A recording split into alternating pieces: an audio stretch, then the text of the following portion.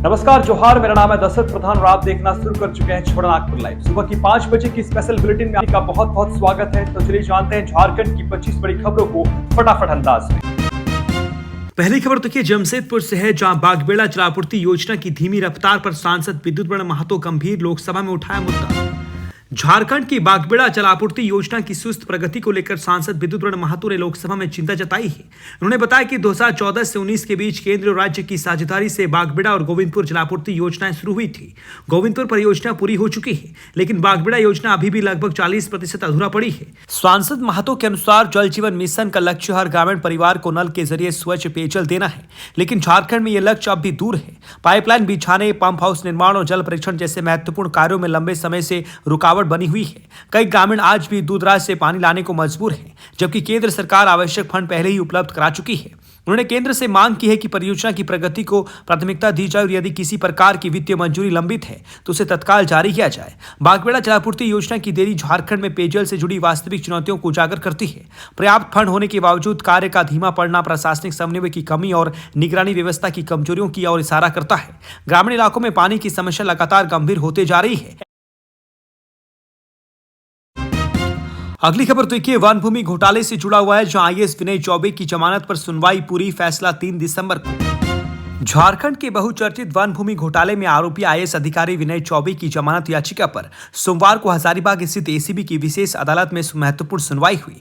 चौबे इस वक्त हजारीबाग के उपायुक्त थे जब यहां कथित घोटाला सामने आया और निगरानी विभाग ने इसकी जांच शुरू की। फिलहाल वे न्यायिक अभिरक्षा में जेल में बंद है और उनकी जमानत को लेकर प्रशासनिक हलकों में विशेष चर्चा बनी हुई है। अपर जिला एवं सत्र न्यायाधीश द्वितीय सह विशेष न्यायाधीश निगरानी आशा देवी भट्ट की अदालत में अभियोजना और बचाव पक्ष ने अपने अपने तर्क विस्तार से रखे। एसीबी की जांच रिपोर्ट, केस डायरी के बिंदु और जमानत आवेदन में दिए तर्कों पर विस्तृत बहस हुई। सभी पहलुओं को सुनने के बाद अदालत ने आदेश सुरक्षित रख लिया है और अंतिम फैसला 3 दिसंबर को देने की घोषणा की है। बचाव पक्ष का कहना है कि चौबे ने सभी कार्य नियमों के तहत किए और उनके खिलाफ लगाए गए आरोप मनगढ़ंत है। वहीं अभियोजना पक्ष का तर्क है कि जांच में कई तथ्य उनकी भूमिका पर गंभीर सवाल उठाते हैं, इसलिए जमानत देने से मामले पर असर पड़ सकता है। निगरानी वाद संख्या 11/25 से जुड़ा यह मामला लंबे समय से जांच के अधीन है। फैसले के बाद इस घोटाले की दिशा और आगे की कार्रवाई तय होगी। अगली खबर देखिए पाकुड़ से है, जहां 10वीं और 12वीं बोर्ड परीक्षा तैयारी पर डीसी की समीक्षा बैठक।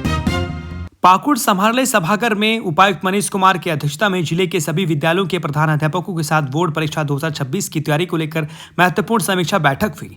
बैठक में शिक्षण व्यवस्था, विद्यार्थियों की उपस्थिति, प्री बोर्ड परीक्षा की प्रगति और विद्यालयों में उपलब्ध मूलभूत सुविधाओं पर विस्तार से चर्चा की गई।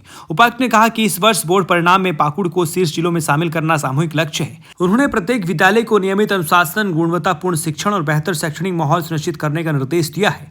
डीसी ने स्पष्ट कहा है कि हर छात्र की उपस्थिति पर कड़ी निगरानी रखें, कमजोर विद्यार्थियों के लिए अतिरिक्त क्लास चालू करें और प्री बोर्ड के नतीजों के आधार पर सुधारात्मक योजनाएं तैयार की जाएं। सुविधाओं की समीक्षा करते हुए उपायुक्त ने परिसर की स्वच्छता, पेयजल, शौचालय, ब्लैक बोर्ड, प्रकाश व्यवस्था और एमडीएम की गुणवत्ता बनाए रखने के निर्देश दिए हैं।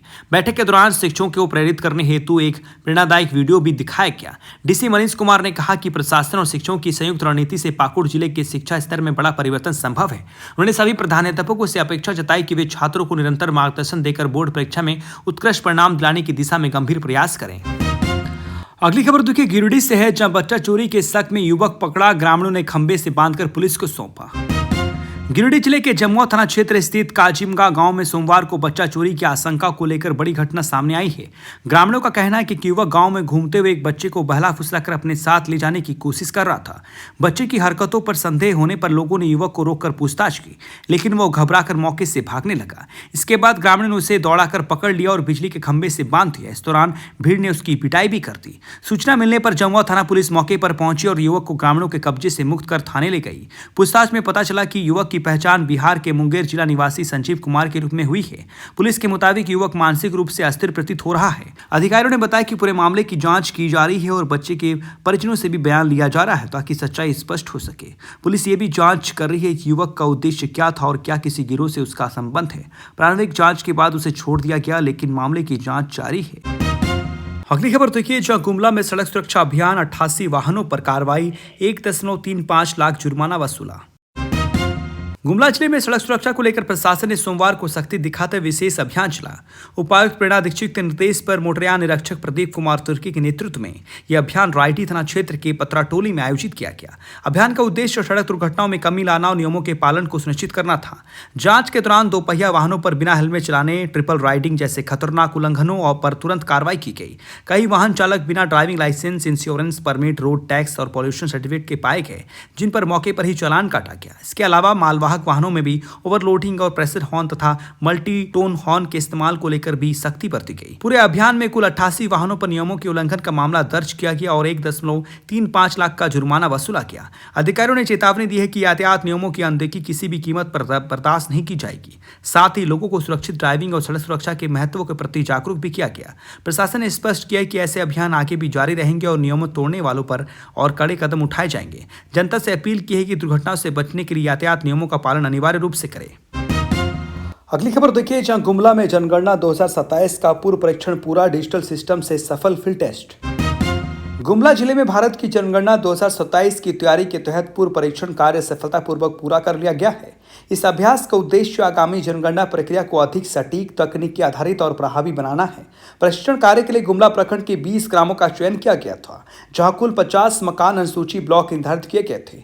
मकान सूचीकरण और मकान गणना का कार्य 10 नवंबर से 30 दिसंबर तक निर्धारित अवधि में संचालित किया गया। इस प्रक्रिया में 30 प्रगणकों और 8 पर्यवेक्षकों की टीम को नियुक्त किया गया था। इसके साथ ही जनगणना निदेशालय झारखंड द्वारा फील्ड ट्रेनरों की तैनाती की गई थी, जिन्होंने डिजिटल माध्यम से होने वाले कार्यों, डीएलएम और एचएलओ ऐप के जरिए आवश्यक तकनीकी मार्गदर्शन प्रदान किए। सभी प्रगणकों और पर्यवेक्षकों को आधुनिक डिजिटल तकनीक, ऐप उपयोग, डेटा प्रविष्ट और फील्ड सर्वेक्षण की पूरी प्रक्रिया का प्रशिक्षण विशेष सत्रों के माध्यम से दिया गया। निदेशालय के पदाधिकारी राज शंकर ठाकुर, संजीव कुमार माझी, आकाश वाजपेयी और ज्ञान ने व्यक्तिगत रूप से प्रशिक्षण और निगरानी की जिम्मेदारी संभाली। प्रशासन का कहना है कि पूर्व परीक्षण कार्य का सफल समापन आगामी जनगणना 2027 को सुचारू और सटीक बनाने में महत्वपूर्ण भूमिका निभाएगा। अगली खबर देखिए, जहां पलामू में ऑनलाइन गेमिंग बैटिंग रैकेट का बांडाफोड़, 7 साइबर ठग गिरफ्तार। पलामू पुलिस ने हुसैनाबाद अनुमंडल में ऑनलाइन गेमिंग और बैटिंग के नाम पर चल रहे बड़े साइबर ठगी रैकेट का पर्दाफाश करते हुए 7 आरोपियों को गिरफ्तार किया है। कार्रवाई तब शुरू हुई जब पुलिस को सूचना मिली कि अनिल कुमार विश्वकर्मा के 3 मंजिला मकान में कई संदिग्ध युवक रुके हुए हैं और ऑनलाइन ठगी का नेटवर्क संचालित कर रहे हैं। पुलिस अधीक्षक के निर्देश पर गठित विशेष टीम ने 30 नवंबर की रात मकान के तीसरे तल्ले पर छापा मारकर 7 युवकों को लैपटॉप, टैबलेट और कई मोबाइल फोन के साथ पकड़ा। पूछताछ में आरोपियों ने बताया कि वे महादेव बैटिंग ऐप से जुड़े खेलो यार साइट की फ्रेंचाइजी आईडी A141 के माध्यम से गेमिंग और बैटिंग का अवैध कारोबार चला रहे थे। उनका नेटवर्क रोजाना 7 से 8 लाख रुपए का लेनदेन करता था, जिसमें फर्जी बैंक खातों और म्यूल अकाउंट्स का व्यापक उपयोग होता था। ग्रामीणों को लालच देकर उनके दस्तावेजों से बैंक खाते खुलवाए जाते और उन खातों का इस्तेमाल मनी ट्रांजैक्शन के लिए किया जाता था। छापे के दौरान पुलिस ने कई mobile, laptop, tablet, ATM card, passbook, chequebook और ऑनलाइन लेनदेन से जुड़ी डायरी बरामद की है। गिरफ्तार आरोपियों के खिलाफ हुसैनाबाद थाना में कांड संख्या 271/25 के तहत मामला दर्ज कर जांच शुरू कर दी गई है।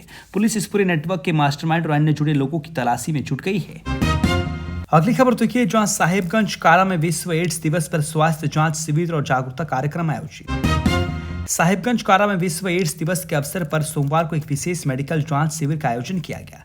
शिविर में कारा परिसर में कार्यरत सभी गृहरक्षकों की स्वास्थ्य जांच की गई, जिसमें सामान्य स्वास्थ्य परीक्षण के साथ साथ एड्स से संबंधित जागरूकता भी प्रमुख रूप से शामिल रही। इस दौरान बंदियों की समिति उपस्थिति में HIV एड्स संक्रमण से बचाव, सावधानियां और नियमित स्वास्थ्य जांच के महत्व पर जानकारी दी गई। जागरूकता सत्र में विशेषज्ञों ने एड्स से जुड़ी आम भ्रांतियों को दूर करते हुए बताया कि सही जानकारी, सुरक्षित व्यवहार और समय पर इलाज ही संक्रमण से बचाव का सबसे प्रभावी तरीका है। कार्यक्रम के माध्यम से समग्र स्वास्थ्य सुरक्षा को बढ़ावा देने पर विशेष जोर दिया गया। इस आयोजन की अध्यक्षता काराधीक्षक परमेश्वर भगत ने की। बड़ी खबर की इस खास बुलेटिन से जुड़े रहने के लिए आप सभी का बहुत बहुत धन्यवाद। चैनल को सब्सक्राइब कीजिएगा, वीडियोस को लाइक कीजिएगा और शेयर जरूर से जरूर कीजिएगा। धन्यवाद।